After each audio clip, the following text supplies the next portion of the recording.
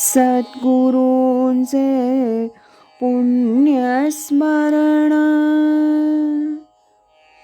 सद्गुरु नाम संकीर्तन. सद्गुरु गुणानुवाद गान. श्रवण मनन सद्गुरूंचे. श्रवण मनन सद्गुरूंचे.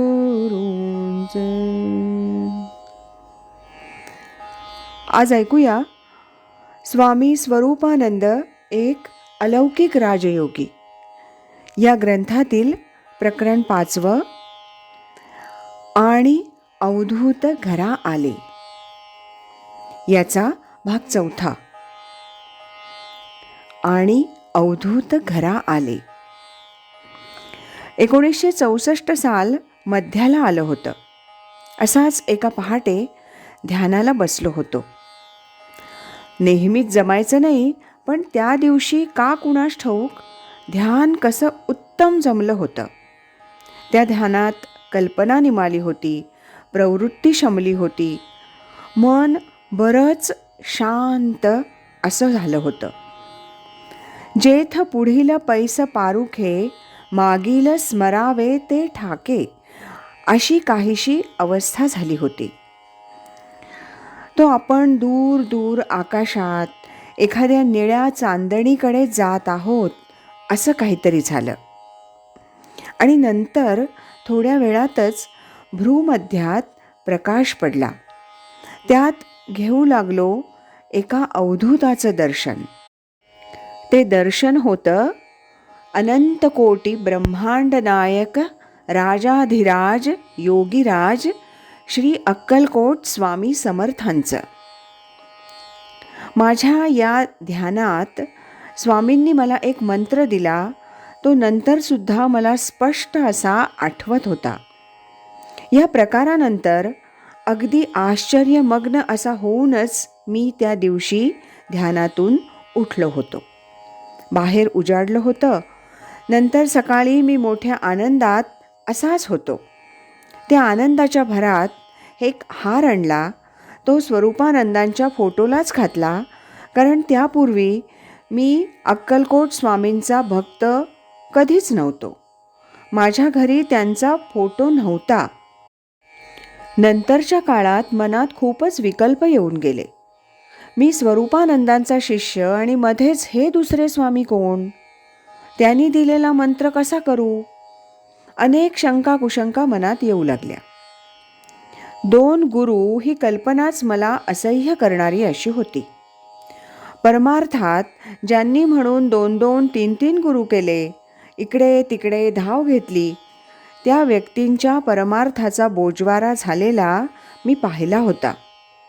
गुरु एक असला पाहिजे, पक्का असला पाहिजे, शाब्दे परेच निष्णातः असा पाहिजे, अशी अनेक ग्रंथ वाचून माझी दृढ श्रद्धा झाली होती. सद्गुरू भक्तीच्या उफाळत्या प्रेमात जितक्या द्रुतगतीनं मनोलय साधता येतो, तितका 3-3, 4-4 तास ध्यान करून साधता येत नाही, ह्याचा भरपूर अनुभव मला आला होता.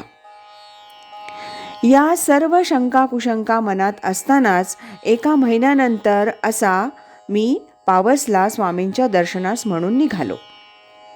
वाटेत मनात हे अगदी पक्क केलं होतं की झालेला सर्व प्रकार स्वामींना विदित करायचा आणि मग ते जसं सांगतील तसं करायचं. झालं. मी पावसला आलो. स्वामींच्या खोलीत गेलो. बाकावर बसलो. स्वामी पलंगावर बसले होते. झालेला सर्व प्रकार स्वामींना सांगितला. स्वामींना विचारलं, स्वामी, मध्येच हे अक्कलकोट स्वामी कोण? 1-2 मिनिटं शांत ध्यानस्थ असं बसल्यासारखं करून आणि आपल्या मांडीपासून वर डोक्यापर्यंत उजवा हात खाली वर करून दाखवीत स्वामी मला म्हणाले, हे काय? पुन्हा विचारू नये, तेच करावयाचं. पावसला स्वामी स्वरूपानंदांच्या चरणी देसायांच्या घरातील एका खोलीतून गंगेप्रमाणे अखंड वाहणाऱ्या अक्कलकोट निवासी स्वामी समर्थांच्या सिद्ध संप्रदायाची अशी ही एक आगळीच प्रचिती मला 1964 सालीच आली होती.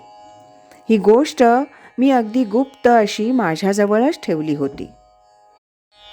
पुढे 1967 सालची गोष्ट. माझे एक मित्र श्रीयुत V.K. फडके यांनी अक्कलकोट स्वामींचं एक चरित्र लिहिलं. स्वामी समर्थांच्या निरनिराळ्या लीलाचरित्रांबद्दल मला मोठी आवड असे आणि आहे. एके दिवशी मी श्रीयुत फडके यांच्या घरी त्यांनी लिहिलेल्या या चरित्राचं हस्तलिखित पाहण्यासाठी म्हणून गेलो. तिथं एक संन्यासी भेटले. त्यांचं नाव सत्यदेवानंद सरस्वती असं श्रीयुत फडके यांनी मला सांगितलं. अशा नावाचा कोणी एक संन्यासी नुकताच पावसला येऊन गेल्याचं मी देसायांच्या दुकानात ऐकलं होतं. हे स्वामी सत्यदेवानंद सरस्वती अक्कलकोटी होते. आता आळंदीत असतात. नुकतेच पावसला जाऊन आले इत्यादी माहिती श्रीयुत फडके यांनी त्यावेळी मला दिली होती. ती माहिती ऐकून मला आनंद झाला होता. मनात सहज आलं, योग संप्रदाय दृष्ट्या पावस होऊन अक्कलकोटी यावयाचं आणि हे स्वामी तर अक्कलकोटहून पावसला गेले. मोठी मजा वाटली. थोड्या वेळातच स्वामी सत्यदेवानंद सरस्वतींनी माझ्या अनुभवाप्रमाणेच पावसच्या गुरुपीठाची त्यांना आलेली एक प्रचिती मला सांगितली होती. ती ऐकून संन्यासी म्हणून नाही तर एक समर्थ भक्त म्हणूनच मी त्यावेळी त्यांच्या चरणी मस्तक ठेवलं होतं. पुढे 1967 नंतर मात्र स्वामी स्वरूपानंदांच्या मागील अशा या संप्रदायाची ही प्रचिती अनेक साधकांना येऊ लागली होती. अधूनमधून पारमार्थिक मासिकातून वगैरे अशा तऱ्हेचे साधकांना आलेले काही अनुभव प्रसिद्ध होऊ लागले होते. धोंडी महाराजांकडील वाऱ्या. श्रीमद भागवतात भगवान श्रीकृष्णांनी आपल्या एका भक्ताची एका अवधूताशी गाठ घालून दिल्याची एक गोष्ट आहे. पावसच्या माझ्या ह्या भगवान श्रीकृष्णांनी माझ्या बाबतीत तरी असंच काहीतरी केलं होतं. स्वामींनी मला अक्कलकोट निवासी स्वामी समर्थांच्या नोकरीत रुजू होण्यास सांगितलं. 1964 सालीच मी त्या नोकरीत रुजू झालो, अगदी अकबर बाबा म्हणत त्याप्रमाणे. योगशास्त्रातील मनोलयाच्या मार्गातील त्या तांबड्या, पांढऱ्या आणि निळ्या झोपड्यातील नोकरीचा अनुभव मिळावा म्हणून. असं जरी असलं तरी अवधूत सत्पुरुषांच्या संबंधीचं माझ्यात लहानपणापासून असलेलं प्रेम अधूनमधून उफाळून येतच असे. त्या माझ्या प्रेमातूनच का म्हणाना मी अधूनमधून इस्लामपुरी धोंडी महाराजांकडे जात असे. मी जाई म्हणून स्वामी स्वरूपानंदांचे इतर शिष्यसुद्धा माझ्याबरोबर इस्लामपुरी येत असत. स्वामींचे पट्टशिष्य श्रीयुत ल.रा. फडके उर्फ अमलानंद, श्रीयुत मधुभाऊ पटवर्धन, श्रीयुत देवळेकर, श्रीयुत गोपाळराव आपटे, श्रीयुत आनंदराव सालकर, श्रीयुत पंचविशे, श्री प्रतापराव देशमुख असे हे अनेक स्वामी भक्त कधीकधी इस्लामपुरी माझ्याबरोबर धोंडी महाराजांच्या दर्शनास येत असत. काही स्वतंत्ररित्या जात असत.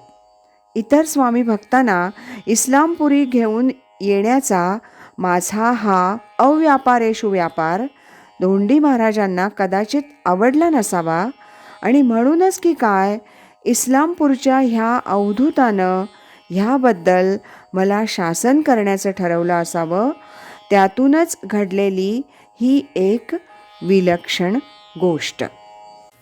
ही गोष्ट आता आपण उद्या ऐकूया. आज इथेच थांबूया. श्रीमद सच्चिदानंद सद्गुरु श्री स्वामी स्वरूपानंद महाराज की जय. हरि ओम तत्सत.